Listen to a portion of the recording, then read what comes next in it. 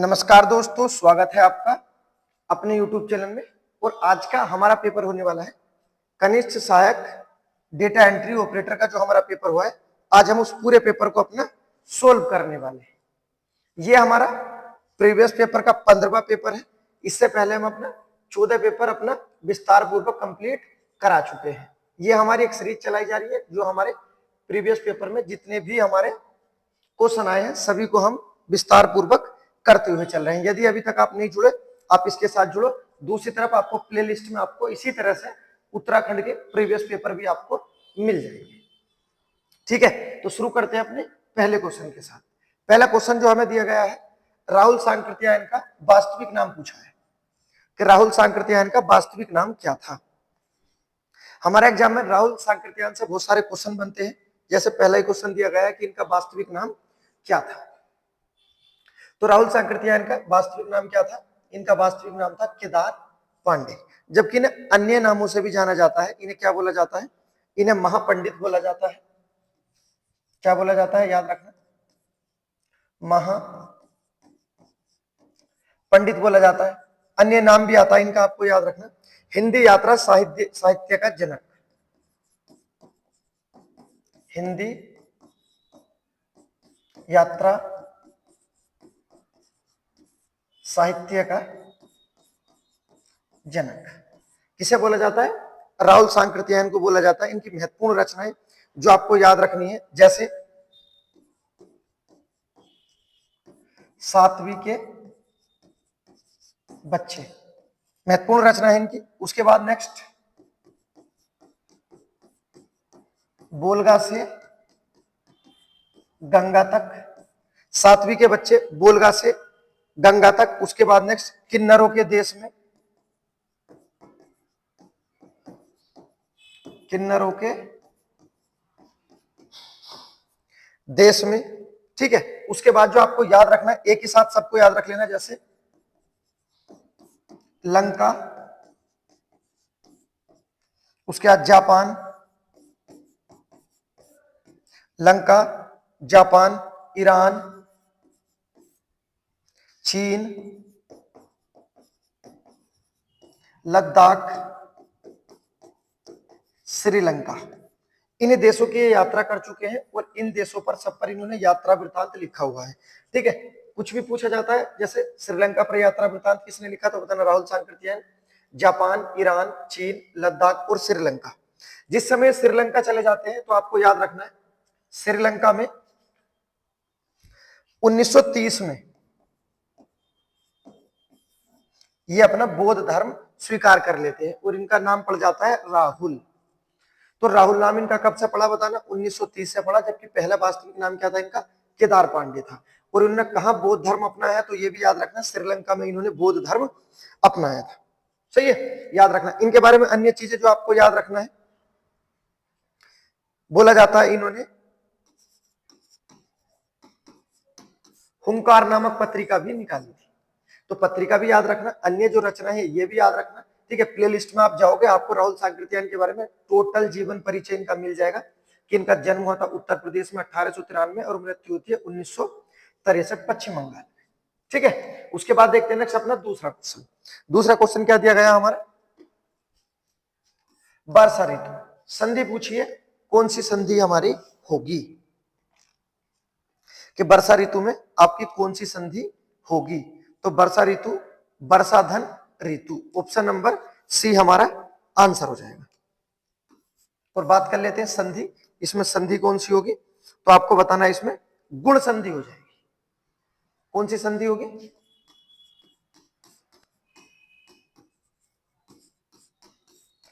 गुण संधि होगी वर्षाधन ऋतु में। ठीक है, उसके बाद देखते हैं नेक्स्ट अगला क्वेश्चन, जो क्वेश्चन दिया गया हमारा नेक्स्ट क्वेश्चन दिया गया हमारा, परिमाणवाचक विशेषण किस वाक्य में है? जो हमारे चार ऑप्शन दिए गए हैं इसमें पूछा है किसमें हमारा परिमाणवाचक है। परिमाणवाचक अर्थात जिसमें नापतोल की बात की गई है। क्वेश्चन पूछा गया है विशेषण से, क्वेश्चन पूछा गया है विशेषण से। विशेषण के भेद पूछे जाए कितने होते हैं, बताना? चार भेद होते हैं। पहला गुणवाचक विशेषण, दूसरा संख्यावाचक विशेषण, तीसरा सार्वनामिक विशेषण, और चौथा जो हमारा क्वेश्चन पूछा गया है परिमाणवाचक विशेषण। कौन सा है? परिमाण में क्या होती है? नाप तोल वजन मात्रा की बात होती है। जैसा ऑप्शन नंबर ए दिया गया है, सभी लोग हंस रहे हैं। ठीक है, क्या दिया गया है? सभी लोग हंस रहे हैं।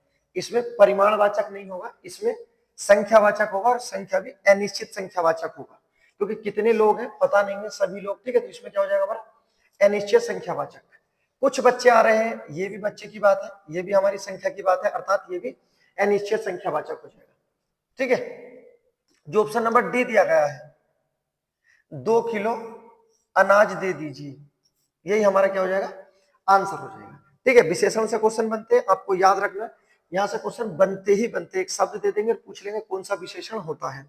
विशेषण की अवस्थाएं पूछी जाए कि विशेषण की कितनी अवस्था होती है, तो याद रखना विशेषण की 3 अवस्था होती है। कितनी अवस्था होती है? अगर अवस्था की बात करें तो बताना। विशेषण की अवस्था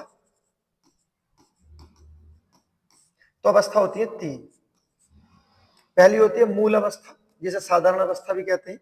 दूसरी होती है उत्तर अवस्था, ठीक है, जब 2 की तुलना की जाती है। और तीसरी होती है उत्तम अवस्था, जब किसी वस्तु को सबसे छोटा या सबसे कम बताया जाए। सही है, याद रखना विशेषण के बारे में। उसके बाद देखते हैं क्वेश्चन नंबर 24। क्वेश्चन नंबर 24 दिया गया है, और क्या लिखा गया है? कृषक संस्कृति का महाकाव्य कहा जाता है। किसे कृषक संस्कृति का महाकाव्य कहा जाता है? ये रिपीट क्वेश्चन है, कई बार पहले भी एग्जाम में आया है हमारा, पूछा जाता है। किसे बोला जाता है? तो बताना। गोदान को कृषक संस्कृति का महाकाव्य बोला जाता है। ठीक है, एक और होता है आपका मुंशी प्रेमचंद का अन्य उपन्यास आता है, आपने नाम सुना होगा, कई बार पूछा भी गया है, नमक का दरोगा। जिस तरह से यह क्वेश्चन पूछा गया है कि कृषक संस्कृति का महाकाव्य कौन सा है, हमने आंसर लगाया गोदान। इसी तरह से पूछा जाता है नमक का दरोगा किस पर आधारित है, तो ये बताना ये भ्रष्टाचार पर आधारित है। कौन सा उपन्यास मुंशी प्रेमचंद का भ्रष्टाचार पर आधारित है? बताना नमक का दरोगा। जबकि मुंशी प्रेमचंद के बारे में जो आपको याद रखना है, क्वेश्चन पूछा जाता है कि इनका जन्म कब हुआ था, तो याद रखना 1880 बनारस में इनका जन्म हुआ था, जबकि 1936 बनारस में इनकी मृत्यु हो जाती है। उपन्यास के बारे में पूछा जाता है, जो प्रमुख उपन्यास है, जैसे प्रेमा इनका महत्वपूर्ण उपन्यास है। उसके बाद सेवा सदन, गोदान, गबन, निर्मला, इनके महत्वपूर्ण उपन्यास है। इससे अलग जो आपको याद रखना है कि मुंशी प्रेमचंद को हम क्या क्या कहते हैं? उपन्यास सम्राट। उसके बाद इन्हें ही बोला जाता है कहानी सम्राट, कथा सम्राट, ये भी मुंशी प्रेमचंद को। कलम का जादूगर,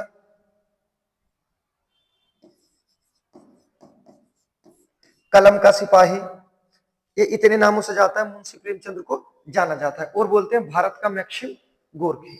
तो मुंशी प्रेमचंद है, प्लेलिस्ट में आप जाओगे, इनके बारे में पूरा इनका जीवन परिचय आपको मिल जाएगा। ठीक है, तो याद रखना क्वेश्चन पूछा गया है, और ये रिपीट क्वेश्चन है हमारे। देख लो किस पेपर में पूछा गया है, इतना कोई बड़ा पेपर भी नहीं था, लेकिन उसमें भी पूछ लिया गया है कृषक संस्कृति का महाकाव्य कौन सा है?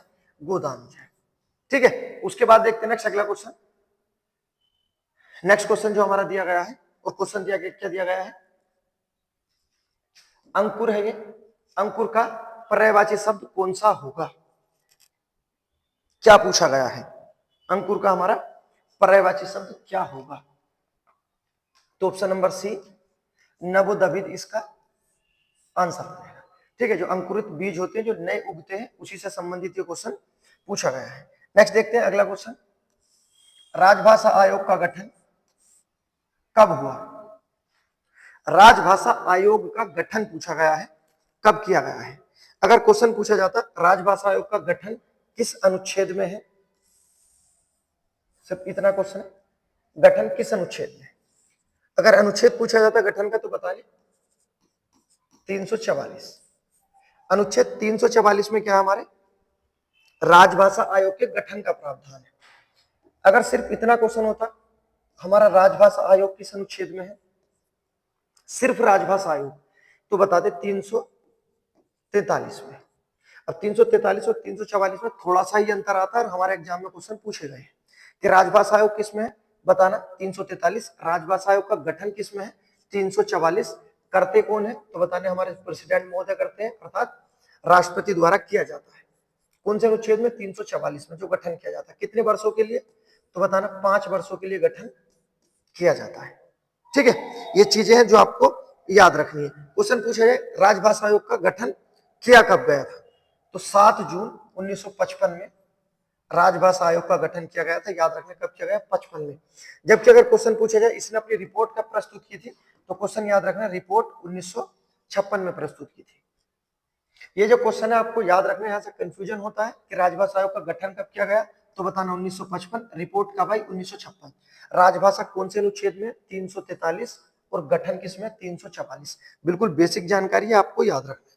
उसके बाद नेक्स्ट, पहले राजभाषा आयोग के अध्यक्ष तो सभी को पता है कौन है, बाल गंगाधर खेर, बीजी खेर इसके अध्यक्ष थे, बाल गंगाधर खेर। ठीक है, याद रखना। उसके बाद नेक्स्ट अगला क्वेश्चन देखते हैं,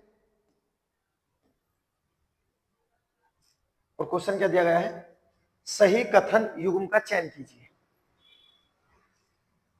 क्वेश्चन पूछा गया है सरल, मिश्र और संयुक्त वाक्य से। क्या ये दिए गए हैं चारों बिल्कुल सही है या गलत है? अब बताओ इसमें कौन सा सही होगा या कौन सा गलत है। सही पूछा गया है, सही बताना है। क्वेश्चन जो पूछा गया हमारा, ये क्वेश्चन पूछा गया है रचना के आधार पर वाक्य भेद, रचना के आधार पर वाक्य भेद पूछे गए हैं। अगर रचना के आधार पर वाक्य भेद पूछे जाए सॉरी तो भी 3 होते हैं, और रचना के आधार पर शब्द भेद पूछे जाए तो भी 3 होते हैं। शब्द भेद देखो यहाँ पे पूछा गया वाक्य भेद, लेकिन अगर इसी जगह आप लिख दोगे ना शब्द भेद, शब्द भेद, ठीक है, तो शब्द भेद होते तो 3 ही रचना के आधार पर, लेकिन बदल जाते हैं। पहले देख लेते हैं वाक्य भेद जो होते हैं कौन कौन से होते हैं। पहला सरल, दूसरा होता है आपका संयुक्त वाक्य, और तीसरा होता हमारा मिश्र वाक्य। ठीक है, ये होते हमारे रचना के आधार पर वाक्य भेद। अगर होता रचना के आधार पर शब्द भेद तो हम क्या लगाते हैं, पहला होता हमारा रूढ़, दूसरा होता है यौगिक, और तीसरा होता हमारा योग रूढ़। ठीक है, तीनों को याद रखना। इस तरह से क्वेश्चन आते हैं कि रचना के आधार पर शब्द भेद बताओ, रचना के आधार पर वाक्य भेद बताओ। तो क्या वाक्य भेद है, क्या शब्द भेद है, आपको याद रखना है। ठीक है, अब क्वेश्चन देख लेते हैं जो दिया गया है, सही कथन का चयन करना है। जो हमारा दिया गया है सरल वाक्य, इसकी परिभाषा क्या होती है, तो याद रखना इसमें कर्ता तो एक से अधिक हो सकते हैं, मतलब कितनी हो सकते हैं कर्ता, लेकिन क्रिया इसमें एक ही होनी है, क्रिया सिर्फ एक ही होनी है, ये इसकी परिभाषा है। संयुक्त में क्या होते हैं, तो आपको याद रखना है इसमें 2 क्रियाएं होती है और दोनों क्रिया स्वतंत्र होती है। जबकि मिश्र में क्रिया तो इसमें भी 2 ही होती है, लेकिन एक क्रिया दूसरी क्रिया पर आश्रित होती है। अब देखो इतनी परिभाषा मैंने बता दी, आंसर आप बता दो क्या हमारा सही होगा क्या गलत है। पहले क्या देखा है, सरल वाक्य देख लेते हैं, कठोर बनकर भी सहृदय बनो, एक ही बात की गई है। कठोर बनकर भी सहृदय बनो, बिल्कुल सही है। उससे अगला क्या है, जिसने टोपी पहन है, जिसने टोपी पहन रखी थी वह बाबू कहां गए, मिस्र, बिल्कुल सही है, ये भी दिए गए हैं। उसके बाद तीसरा तो अपने आप ही सही हो जाना है, क्योंकि जब 2 सही हो गए तो तीसरा तो अपने आप ही सही होगा। शशि गा रही है और नाच रही है, संयुक्त है, बिल्कुल सही बात है। तो कौन सा आंसर हो जाएगा हमारा, कौन सा सही है, ऑप्शन नंबर डी है, अर्थात तीनों ही सही है। ठीक है, क्योंकि बी और सी बिल्कुल प्रत्यक्ष रूप से सही है और इसमें निकाला था सही कौन सा है, तो एक निकल नहीं पाएगा कौन सा सही है, इस कारण हमारा आंसर क्या हो जाएगा, ऑप्शन नंबर डी हमारा आंसर हो जाएगा। अगला देखते हैं क्वेश्चन नंबर 28 जो हमारा दिया गया है, पूछा गया अनुपस्थित में उपसर्ग बताना है।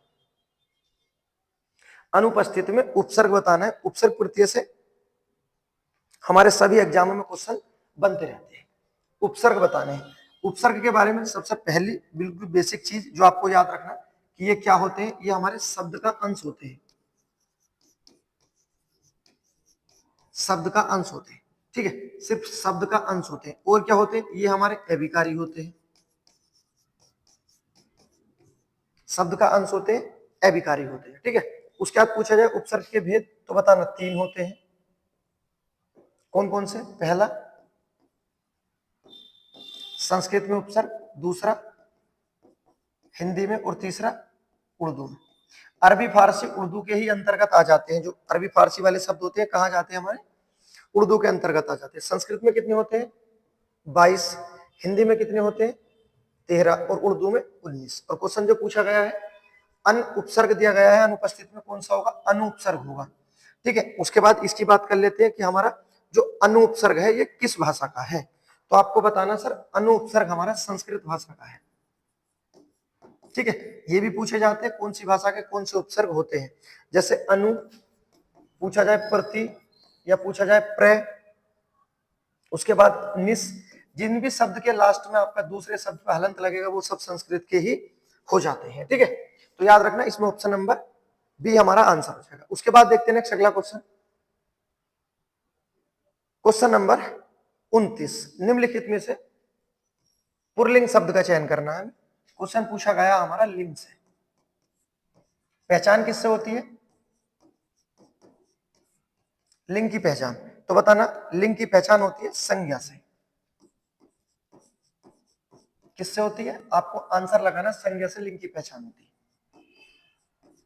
हिंदी में कितने भेद होते हैं, तो बताना 2 होते हैं, स्त्रीलिंग और पुल्लिंग। उसके बाद नेक्स्ट पूछा जाए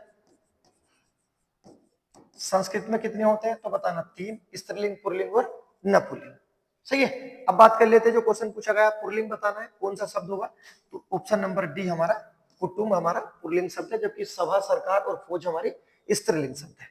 ठीक है, उसके बाद देखते हैं नेक्स्ट अगला क्वेश्चन, क्वेश्चन नंबर दिया गया हमारा 30, और इसमें क्या पूछा गया है, बिल्कुल आसान क्वेश्चन है, में और पर किस कारक के चिन्ह हैं बताने। में और पर किसके हमारे चिन्ह दिए गए हैं। ठीक है, बात कर लेते हैं जो हमारा संप्रदान आता है, इसमें कारक चिन्ह क्या आता है हमारा, तो सभी को पता, इसमें आता है हमारा के लिए का प्रयोग किया जाता है। ऑप्शन नंबर बी अपादान, इसमें किसका प्रयोग किया जाता है, से, और बोध होता है अलग होने का। अधिकरण में क्या आता है, अधिकार होता है, जैसे में और पर का प्रयोग किया जाता है तो आंसर हो जाएगा सी। ठीक है, जबकि कर्ता में क्या आता है, कर्ता में एक तो ने आता है और हमारी जो क्रिया होगी वर्तमान काल में चलती है और कारक चिन्ह का प्रयोग नहीं किया जाता है। ठीक है, तो ने किस में आता है, हमारा कर्ता में आता है। ऑप्शन नंबर सी हमारा आंसर हो जाएगा। उसके बाद देखते हैं नेक्स्ट क्वेश्चन नंबर 31, क्वेश्चन देख लेते हैं जो हमारा दिया गया है। क्वेश्चन क्या है, लघु तीर्ण शब्द में कौन सी संधि होगी। दूसरा क्वेश्चन है और संधि रिपीट है। अगर आपने अपने पिछले पेपर देखे होंगे तो ये संधि हमारी पूछी गई है। ठीक है, और हमारे प्रैक्टिस सेट में भी आ चुकी है लघु तीर्ण। कौन सी संधि होगी इसमें, तो बताना, ऑप्शन नंबर सी हो जाएगा हमारा लघु धन उत्तीर्ण, ऑप्शन नंबर सी हो जाएगा दीर्घ संधि। उसके बाद देखते हैं नेक्स्ट अगला क्वेश्चन जो दिया गया हमारा, क्या दिया गया है, जौनसारी बोली निम्नलिखित में से किस वर्ग के अंतर्गत आती है। कौन सी पूछिए, जौनसारी किसके अंतर्गत आती है। पहले देखा है पश्चिम पहाड़ी, पूर्वी पहाड़ी, मध्यवर्ती पहाड़ी, या इसमें से कोई नहीं। तो किसके अंतर्गत आती है, आपको याद रखना कि जो हमारी जौनसारी बोली है किसके अंतर्गत आती है, पश्चिमी पहाड़ी के अंतर्गत आती है। ठीक है, उसके बाद नेक्स्ट क्वेश्चन नंबर 33, क्या दिया गया है हमारा, क्वेश्चन पूछा पदबंध से। तो क्या पूछा गया है, परिश्रम करने वाला छात्र पास हो जाएगा। रेखांकित शब्द या अंश में कौन सा पदबंध होगा। इस पूरे वाक्य में आपको पदबंध बताना है कि कौन सा हमारा पदबंध होगा। पदबंध जो पद से बंधे हुए होते हैं, अगर पूछा जाए कितने भेद होते हैं पदबंध के, तो पदबंध के 5 भेद होते हैं। पहला संज्ञा पदबंध, दूसरा सर्वनाम पदबंध, तीसरा विशेषण पदबंध, उसके बाद नेक्स्ट चौथा क्रिया पदबंध और पांचवा क्रिया विशेषण पदबंध।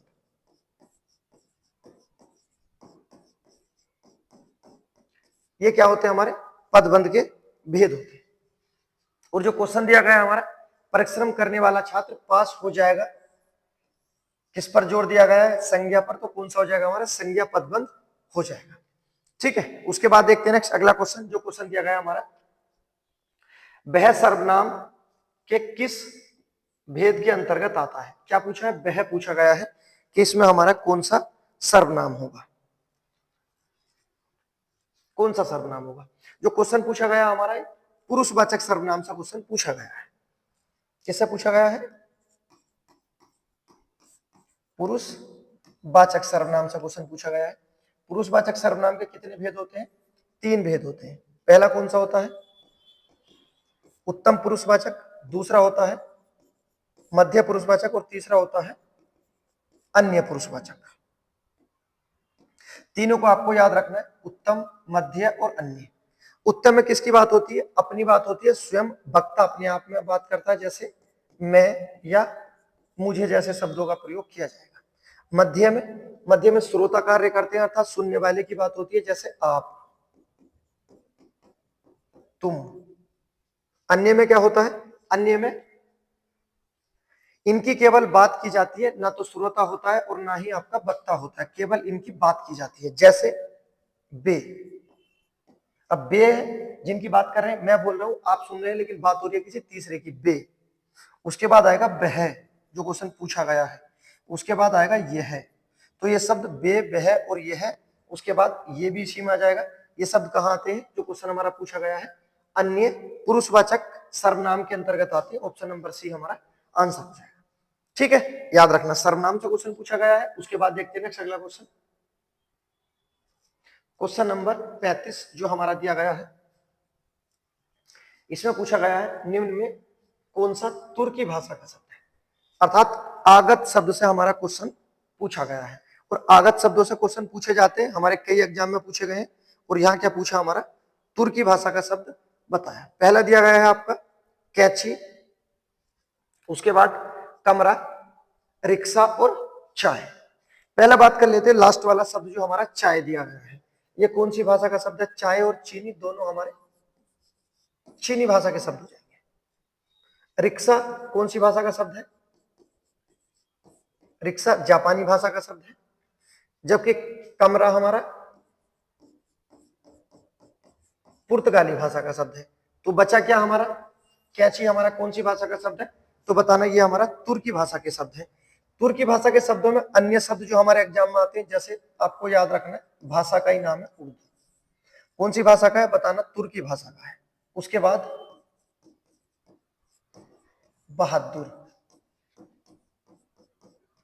बहादुर के बाद दरोगा, उसके बाद मुगल, बेगम, बेगम के बाद बीबी, चाकू। ये सब कैसे शब्द हैं आपके, याद रखना है, हमारे तुर्की भाषा के शब्द है। ठीक है, क्वेश्चन पूछा गया था। उसके बाद देखते हैं नेक्स्ट अगला क्वेश्चन जो हमारा दिया गया है, क्वेश्चन नंबर 36। और इसमें क्या पूछा गया है, उद्दत शब्द का विलोम बताना है। उद्दत शब्द का विलोम क्या होगा, क्वेश्चन नंबर 36 पूछा गया है हमारा, उद्दत शब्द का विलोम पूछा है, क्या होगा। तो उद्दत का विलोम शब्द हो जाएगा ऑप्शन नंबर सी, सौम्य। हर टॉपिक से क्वेश्चन है, क्योंकि एग्जाम में तो आना ही है। अगला देखो जो क्वेश्चन पूछा गया है, क्या पूछा गया है, तारीख किस भाषा का शब्द है। अब देखो ये दूसरा क्वेश्चन पूछ लिया गया है आगत शब्दों से। एक ही पेपर में दूसरा क्वेश्चन पूछा गया है आगत शब्दों से। आगत शब्दों से भी क्वेश्चन पूछे जाते हैं, आपको याद रखना है। क्या पूछा है इसमें? तारीख शब्द कौन सी भाषा का? तो विदेशी तो है ही आपका, याद रखना। लेकिन अगर पूछा जाए विदेशी में भी कौन सी भाषा का है, तो बताना ये हमारा अरबी भाषा का है। कौन सी भाषा का है? विदेशी भाषा में अरबी भाषा के। अरबी भाषा के बहुत महत्वपूर्ण शब्द होते हैं, जैसे आपको याद रखना नहर, जबकि अरब में नहर नहीं है, लेकिन नहर कौन सी भाषा का है? अरबी का। उसके बाद यतीम, अरबी भाषा का शब्द है। उसके बाद कर्जा जो लिया जाता है, ये भी हमारा अरबी भाषा का शब्द है। इज्जत कौन सी भाषा का शब्द है? अरबी भाषा का शब्द है। औरत अरबी भाषा का शब्द है। शराब अरबी भाषा का शब्द है। उसके बाद अदालत,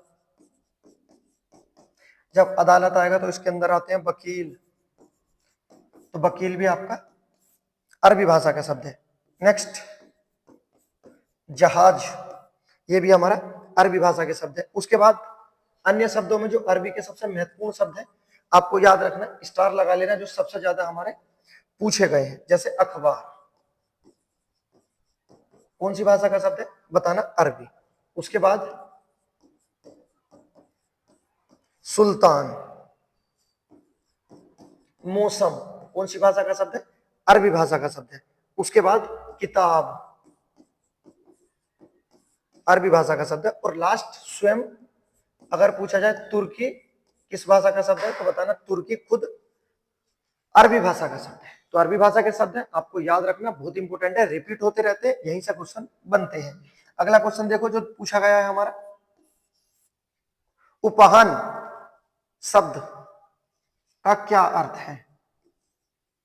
क्या जूता है, गमछा है, जनेऊ हो या पगड़ी? क्या है उपहान? तो ये क्या हो जाएगा हमारा? ये जूते का पर्यायवाची पूछा गया है, और कुछ नहीं था। एक शब्द पूछ लिया जो पता नहीं होगा बहुत को एग्जाम में उस समय। नेक्स्ट देखते हैं क्वेश्चन नंबर 3940। इसमें पूछा गया है अनुभवी का विशेष्य क्या होगा? अनुभवी का विशेष्य क्या होगा? विशेष्य से क्वेश्चन है, सर्वनाम से ही पूछ लिया, संज्ञा से ही पूछ लिया, सबसे पूछ लिया। अनुभवी का क्या होगा? अनुभव होगा। ऑप्शन नंबर डी हमारा आंसर हो जाएगा। नेक्स्ट आप देखो, हमारा पेपर जो था इसमें, और इसमें तीसरे कवि पूछ लिए गए हैं, और कवि का नाम है डॉक्टर पीताम्बर दत्त बर्तवाल। एक ही पेपर, लेकिन कवि से आया दूसरा तीसरा क्वेश्चन। इससे पहले मुंशी प्रेमचंद्र और राहुल सांकृत्यायन से क्वेश्चन हमारे बन चुके हैं। ठीक है, क्वेश्चन क्या पूछा गया? निम्न में से डॉक्टर पीताम्बर दत्त बर्तवाल की रचना बतानी। सही है, ये आपके लिए गिव अवे है। क्वेश्चन नंबर 40 कमेंट बॉक्स में बताना है। इसका ये मतलब होगा कि जब आप चेक करोगे, ढूंढोगे, तो ये आपकी याद होगा। आप कमेंट बॉक्स में बताओगे तो ये क्वेश्चन आपका याद हो जाएगा। ठीक है, कमेंट बॉक्स में आंसर जरूर बताना। वीडियो पसंद आए तो लाइक करें, सब्सक्राइब करें। उसके बाद नेक्स्ट हमारी एक और सीरीज चलाई जा रही है, जिससे आपको जुड़ना है, जो हमारे पेपर कराए जा रहे हैं उत्तराखंड के प्रीवियस, जिससे आपको ये पता चलेगा कि हमारे पेपर का लेवल क्या होता है, हमें किस लेवल से अपनी तैयारी करनी चाहिए। ठीक है, उसके बाद मिलते हैं एक और जोरदार वीडियो के साथ। तब तक के लिए गुड बाय।